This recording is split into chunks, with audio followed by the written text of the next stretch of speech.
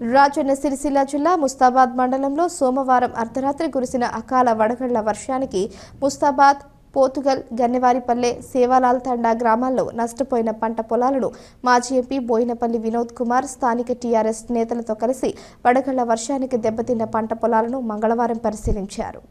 అనంతరం రైతులతో మాట్లాడారు. రైతులు ఎవరు అధైర్యపడవద్దని అండగా ఉంటామని అన్నారు. ఈ కార్యక్రమంలో బీఆర్ఎస్ మండల ప్రజా ప్రతినిధులు ఎంపీపీ జనగామ శరత్రావు, టీఆర్ఎస్ జిల్లా అధ్యక్షులు తోట ఆగయ్య, కల్వకుంట్ల గోపాలరావు, సెస్ డైరెక్టర్ సందుపట్ల అంజిరెడ్డి, మాజీ ఎంసీ చైర్మన్ అక్కరాజు శ్రీనివాస్, మాజీ టీఎస్పీఎస్సీ సభ్యులు ఎర్రవెల్లి చంద్రశేఖరరావు, మాజీ గ్రామ సర్పంచ్ తన్నీరు గౌతమ్ రావు, సర్వర్ పాషా, కార్యకర్తలు, నాయకులు, రైతులు తదితరులు పాల్గొన్నారు.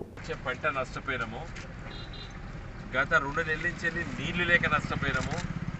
అట్లా వేసుకున్న వరి ఎండిపోయింది.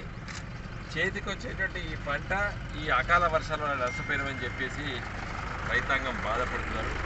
కొంతమంది అయితే మన రైతు బంధు రాలేదని చెప్పి బాధపడుతున్నారు. కరెంటు నిన్న తీగలు తెగి మరి ముస్తాబాద్ మండల కేంద్రంలో ఎల్లయ్య అనేటువంటి ఒక యాదవ మిత్రుడు చనిపోవడం జరిగింది దురదృష్టవశాత్తు. సరే, ఇవన్నీ కూడా మనకు ఇబ్బందులు పెట్టే సృష్టి. కాబట్టి ధైర్యంగా ఉండండి.